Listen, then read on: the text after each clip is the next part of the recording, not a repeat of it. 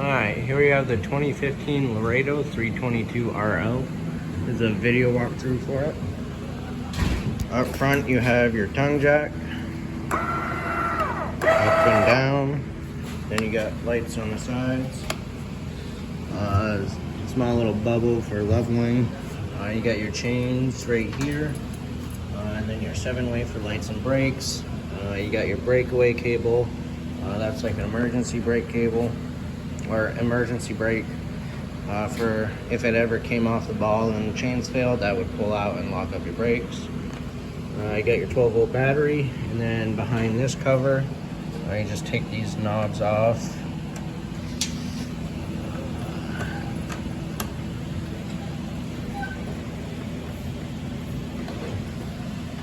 Knobs off, and there was a knob missing, so they put a nut with a washer on it on this one, and then it just pulls off.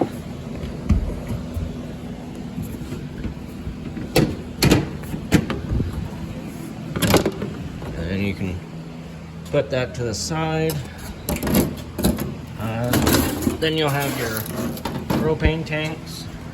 They're two 30-pound propane tanks. You have your regulator right here. Right now it's green, that means there's gas going through. And this lever will point to what tank is drawing from. If that tank goes empty, the valve inside will automatically switch over. But before you get it filled, just switch that over. And you got a little light right here. You got your storage compartment here. You got a battery disconnect, so if you're parking it for a little while, you can turn that off and it won't draw from your battery. You got a light. Then you have your water heater. This cover will pull off. This is a gas and electric water heater. It's got an electric ignition, so it'll light on its own. The switch is inside for that. And then for the electric, there's a switch here. This is a main switch, and then there's another switch inside. You can turn it on and off from in there.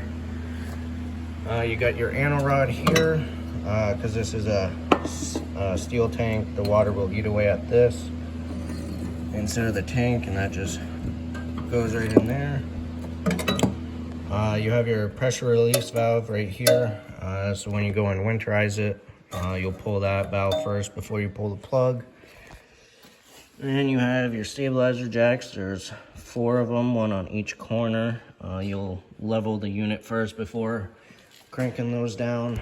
They're only made for stabilizing, so you don't want to lift up the unit with it. It will bend those jacks. All right. You got your sewer outlet right here. You have 3 tanks, so there's going to be 3 valves. It has labels up here, so you know which one is which. This one's going to be your black tank, so your toilet water. And then these 2 over here are your gray tanks, so your sink and shower waters. You leave the valves closed while you're using it. There's a monitor panel inside that'll tell you how full your tanks are. Once they're about 2/3 all the way full, you'll come out and pull your valves. Pull the black tank first. Once that's empty, close it, and then you can open your gray tanks to flush out your sewer hose. Right here you have the exhaust for your furnace. Just make sure nothing's in the way that you don't touch it while using it. It gets pretty hot. Next to that is going to be your water hookups. There is a little lever right here that holds the door open. Then you can shut it. So you have water hookup here, and this valve right here, it'll show you right here, but pointing down is for the city water. So when you're at a campground, that's what you'll use, and it'll give you water directly to all your faucets. And then you have a portable water tank. So if you're going dry camping or going on a long trip and you want to stop on the side and have water, you can fill the tank. Just turn it that way. This right here is going to be your black tank flush. It says tank flush right there. That's that. In your black tank, there's a little spray port, so when you are dumping it, you can hook your hose up to there, and you can flush out the tank and clean off the sensors. Then you got a little outside shower right here. Then your cable hookups are here. The previous owner had a satellite dish, so that's what this cable goes to. We're not able to take it off because it, when you start unscrewing it, it'll unscrew the whole thing, so we just left it there. The one on the bottom will be your cable hookups. So when you go to a campground and want to use their cable hookups, you'll connect to that one right there. All right, these panels are just the back of the fridge to vent, and that's where the gas burner is and the plug-in for the electric. You'll never have to go back there, it's just where we service it. Other stabilizer jack. Back here is where your power cord hooks up to. This is a 50 amp unit because it has a fireplace, a water heater, an air conditioner. So it has the 50 amp, so when you go to the campground, make sure you ask for the 50 amp hookups. You can hook up to an adapter to go to a 30 amp and then down to a 15 or 20 amp regular household outlet. When you do that, just be careful of what you're running. If you're plugged into a regular household outlet, the only thing you can't run is the air conditioner. And I would recommend not running the fireplace. That way it won't have a chance of burning up your cord. And then when you're hooked up to the 30 amp adapter, just be careful of what you're running at once. So don't have the water heater running on electric and use the microwave and the air conditioner all at once, because it'll trip a breaker. All right, spare tires back here. Move over to the other side. You got some outlets right here next to the door and a cable hookup to have a TV out here. You got a couple outside speakers. And then you have the other side of your storage compartment. You got the crank for the stabilizer jacks, crank for the front tongue jack, and then your hose for the outside shower. And there's another light on this side. All right, now we'll move inside. Your steps right here, these just fold up just like that, and then to open it you just grab this handle and pull it down. Okay, walking in straight ahead, this is your monitor panel. So when you press each button, it'll light up and tell you how full your tanks are. You got the water pump switch. If you're using your freshwater tank, you'll flip that on and it'll shut off once it builds enough pressure, and then every time you open a faucet it'll kick on.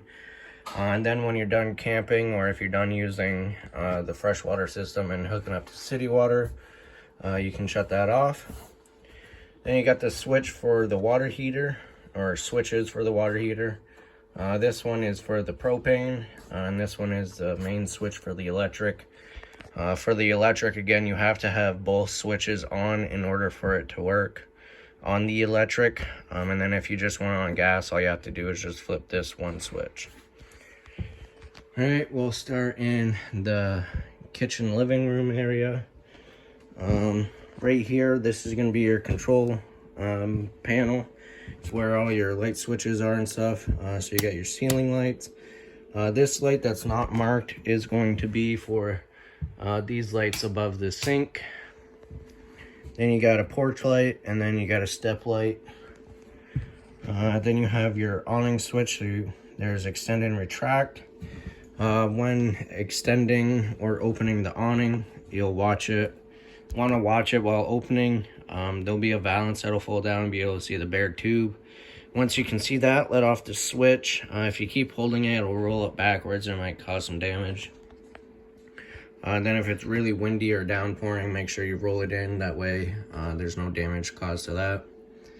Then you got your slide room switches. So this one is your bedroom. This one is going to be the kitchen and couch slide. and then this one is going to be the dinette slide, which is that over there. Right here's your converter. This is where your breakers and fuses are. You got outlet there. On the switch for the lights above the sink is also for these lights too. You got a bunch of storage. In this cabinet, there's a bag here with all the inspection paper and all the manuals for the appliances. Then you got your little island with your sink, nice big sink. A bunch of storage there. This unit does have quite a bit of storage everywhere, so that's pretty nice. You got regular household microwave. There's a light under here. You got your 3-burner range. So your 3 knobs for your burners. You do have a sparker on it. Then your oven knob. The oven, you will have to light the pilot with a grill lighter. To do that, the pilot's, let's see if I can show you, right back there. It's that right there is the pilot. So to light that, you'll turn this to pilot. You'll push and hold it and then light your grill lighter and put it at the pilot. Every now and then I would move your grill lighter, see if it's lit. Once it's lit, keep holding that knob for 15 or 20 seconds so that the thermocoupler can get warmed up, sensing that there's a flame, and then the gas valve will stay open. If it doesn't stay lit after you release the knob, just try it again. And then once you release it and it stays lit, then you can change it to what temperature you want. Your fridge right here. So up top you have your buttons. This one's on-off button, pretty simple. And this one is selecting what source it's off. So with it pushed in, the auto light will come on. That means it's looking for electricity first. If you're not plugged in, or if you lose power overnight, it'll automatically switch over and light on gas if your propane tanks are on. And then if you're plugged in and you only want to use the gas, you can push that button out and there'll be no lights on. If it doesn't light, the light next to the check will come on. Just telling you it didn't light. Make sure your tanks are on, make sure they're full, and then just try it again. Alright, so you got your couch. Let's see. So this does pull out and make another bed. And then the previous owners bought these recliners. And there's a little stand right there that goes in between them. It was screwed to the wall, but they took it out because they have to be facing this way in order to close the slides. So once you get it opened up and turn those, you can put the stand back there. And then you got your dinette table here and your entertainment center with your TV, your radio, that's also your DVD player, and then you have your fireplace. So your fireplace, you just pull this down. You got all your switches here. So you got on.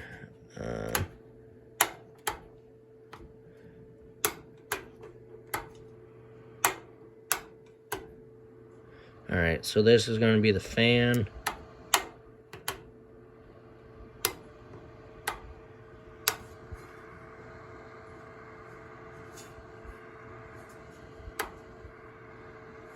Alright, and then you got a dimmer for the flames, and then you got the temperature adjustment. Alright. What else back here? Nothing else back here, so we'll move to the bathroom. Oh, right above the ceiling, right before the bathroom, you got the antenna for this satellite. This is a crank for it. So you crank it up. Once it's all the way up, you can pull this down and rotate it, try and get a better signal. And then when you're cranking it down, before you start cranking, just make sure these two arrows are lined up, because there's a groove on the roof that the antenna sets in, so when you're traveling it's not flopping around. Once those are lined up, you can just crank it down. Your thermostat's right here, pretty simple. You got cool, that's the air conditioner. And then if you just want to circulate some air, you got a fan. It'll just turn on the fan and the air conditioner, and then you'll turn the fan on high or low. For the air conditioner, you want it on auto, and if you're going to use the furnace, you want this in auto, and then you can change high and low fan speed while using the air conditioner. And then you got heat for your furnace and your temperature control right here. Alright, going in the bathroom. Right as you walk in, you got your toilet. You got a foot flush lever right here. If you press it a little bit, it'll add water to the bowl. When you press it all the way down, it'll flush it. You got your sink with some storage underneath and some counter space right here. Your light switch, GFI outlet. Most of your outlets are GFI protected. Then you got your medicine cabinet with a mirror. You got your shower, just standard hot and cold water. This latch will lock the doors for travel, and then lift that up and you can open and close the doors like that.